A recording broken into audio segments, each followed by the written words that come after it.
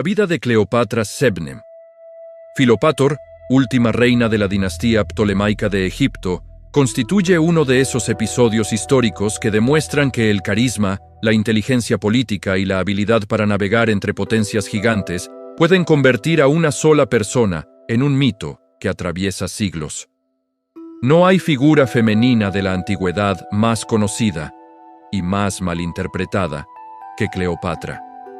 Su nombre evoca imágenes de seducción, intriga y tragedia, aunque en realidad su historia es mucho más profunda. Fue una estratega astuta, una gobernante pragmática y una mujer que entendió mejor que nadie que, en un mundo dominado por imperios colosales, mantener a Egipto independiente requería más cerebro que ejército. Cleopatra nació en el año 69 en Alejandría, en un entorno donde la cultura griega, egipcia y oriental se mezclaban en una vibrante amalgama de ciencias, arte y política. La dinastía ptolemaica, descendiente de uno de los generales de Alejandro Magno, llevaba ya casi 3 siglos gobernando Egipto y, para entonces, mostraba signos evidentes de desgaste. Luchas internas, rivalidades familiares y una dependencia creciente de Roma habían convertido el reino en un tablero peligroso donde cualquier paso en falso podía costar el trono o la vida. En medio de ese entorno, Cleopatra creció con una educación sofisticada.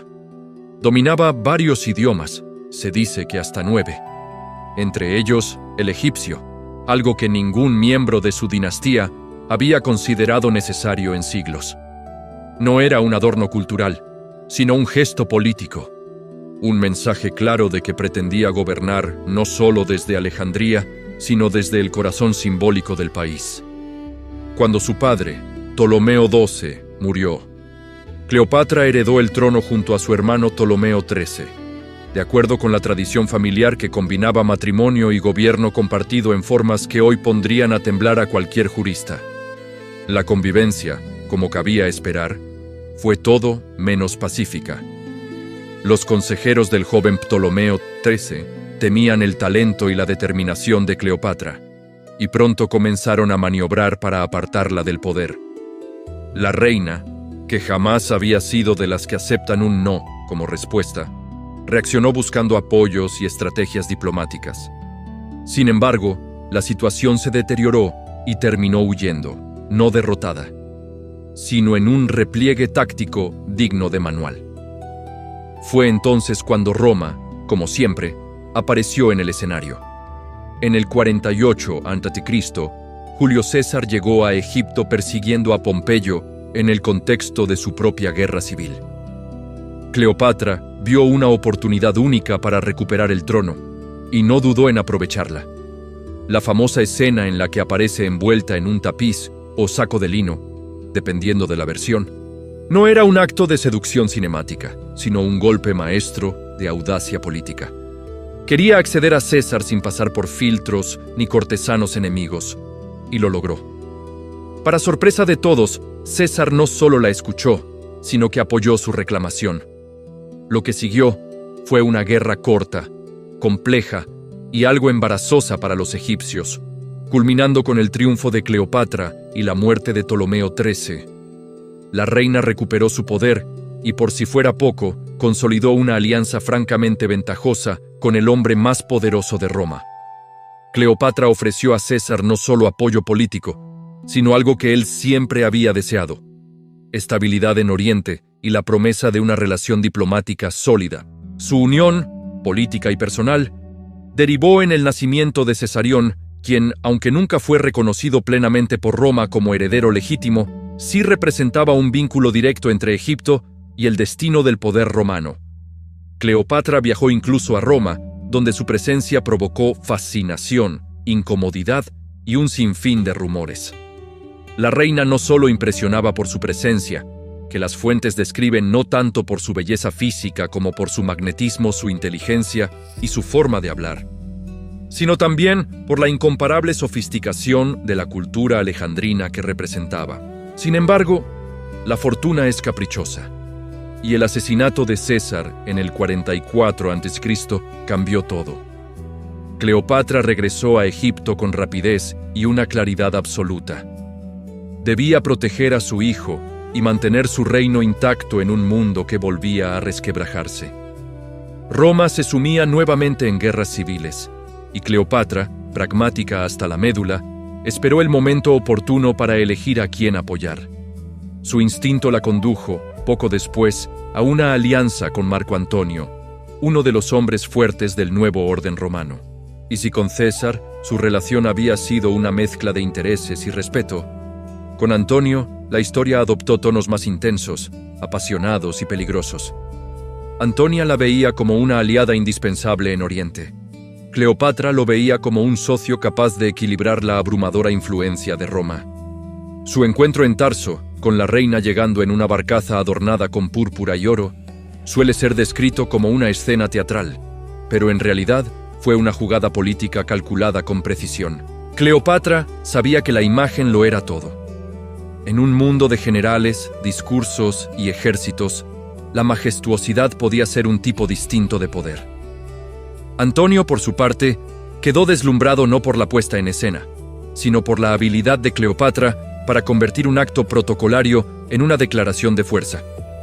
Su alianza selló una etapa de relativa estabilidad para Egipto, y un periodo en el que Antonio depositó en Cleopatra confianza, recursos y territorios.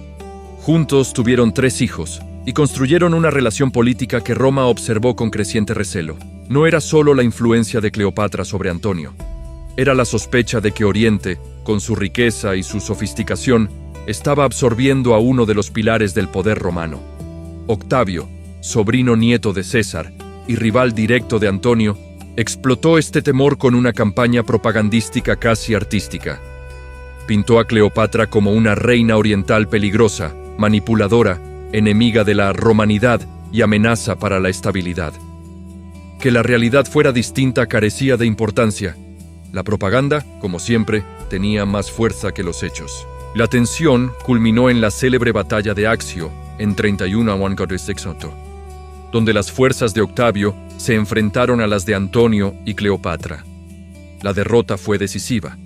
La pareja huyó a Egipto, pero su suerte estaba echada. Octavio, implacable en la victoria, avanzó hacia Alejandría con el objetivo de eliminar cualquier posibilidad de resistencia. Lo que siguió pertenece al ámbito de la tragedia clásica. Antonio, creyendo falsamente que Cleopatra había muerto, se quitó la vida. Cleopatra, rodeada por un mundo desmoronado, se enfrentó entonces a la decisión final. Intentó negociar con Octavio, no desde la sumisión, sino desde la dignidad. Sabía que el vencedor quería llevarla a Roma para exhibirla en un desfile triunfal, como un trofeo viviente que simbolizara su poder sobre Oriente. Nada habría humillado tanto a Cleopatra como ese destino. La reina que había tratado con César y Antonio no estaba dispuesta a convertirse en un objeto de propaganda. Así, en agosto del año 30 a.C., tomó la decisión que la historia recordaría para siempre. Murió, según la tradición, por la mordedura de un áspid, aunque algunos historiadores sugieren venenos más discretos. Sea cual fuese el método, su muerte fue un acto de control final sobre su propia narrativa. La figura de Cleopatra ha sido envuelta durante siglos en un aura de misterio, exageración y malentendidos. Ha sido descrita como seductora irresistible, como conspiradora maquiavélica, como víctima romántica y como reina trágica. Pero la realidad histórica es mucho más sólida y fascinante. Cleopatra no gobernó desde almohadones de seda ni perfumes orientales, sino desde la razón, la estrategia y la lectura astuta del contexto internacional. Fue una gobernante que dominaba la administración, que negociaba con habilidad, que comprendía el valor de la iconografía y que sabía cuándo debía mostrarse como faraona egipcia y cuándo como reina helenística. Entre sus muchas anécdotas, destaca una que revela no solo su ingenio, sino también su sentido del humor político. En una ocasión, Antonio le reprochó, según cuentan las fuentes antiguas, su habilidad para calcular ingresos y gastos con precisión casi obsesiva. Cleopatra respondió con calma que una reina no tiene el lujo de equivocarse en la aritmética, especialmente cuando mantiene a raya a enemigos poderosos. Era una manera elegante de recordarle que mientras él libraba batallas, ella mantenía en equilibrio un reino entero. También se dice que, durante un banquete extraordinariamente opulento, Cleopatra disolvió una perla en vinagre para demostrar que el verdadero lujo no es gastar, sino poder permitirse hacerlo sin arruinarse. Aunque algunos dudan de la veracidad química del episodio, la escena refleja perfectamente la personalidad de la reina. Teatral, sí, pero siempre con un mensaje detrás. Cleopatra no fue perfecta. Su reinado también estuvo marcado por decisiones arriesgadas, por la dependencia política de aliados romanos y por apuestas que, aunque comprensibles, no siempre resultaron acertadas. Su apoyo a Antonio, por ejemplo, la situó en el lado perdedor del tablero romano. Pero juzgarla únicamente por el resultado sería un error. La reina actuó con la información que tenía, y lo hizo con una determinación que habría intimidado incluso a los políticos más firmes de su tiempo. Su legado es inmenso. Cleopatra representa la resistencia de un Egipto que, tras su muerte, quedó absorbido por Roma. Representa la inteligencia femenina en un mundo donde el poder era, en teoría, cosa de hombres. Representa, además, la complejidad de una figura que se negó a ser definida por sus relaciones amorosas, aunque la historia posterior haya insistido en ello. Fue la última soberana de un imperio milenario, la mujer que dialogó con los hombres más poderosos de su época en términos de igualdad, y la protagonista de una vida que combina diplomacia, tragedia, ciencia, teatro y valentía. Y más allá de todos los mitos, Cleopatra nos recuerda que la grandeza no siempre radica en la victoria, sino en la forma de enfrentar el destino. Si Augusto fue el constructor de un imperio, Cleopatra fue el último artificio de uno que se negaba a desaparecer sin mostrar, siquiera en su final, la dignidad y la astucia que habían caracterizado a sus faraones durante siglos. Su muerte marcó el fin de la edad helenística, pero su vida dejó una huella que ni Roma, ni sus críticos, ni los siglos pudieron apagar. Cleopatra sigue viva en la historia no por el exotismo con que se la envolvió, sino por su inteligencia política, su habilidad para maniobrar entre gigantes y su capacidad para convertir incluso sus tragedias en un legado inolvidable.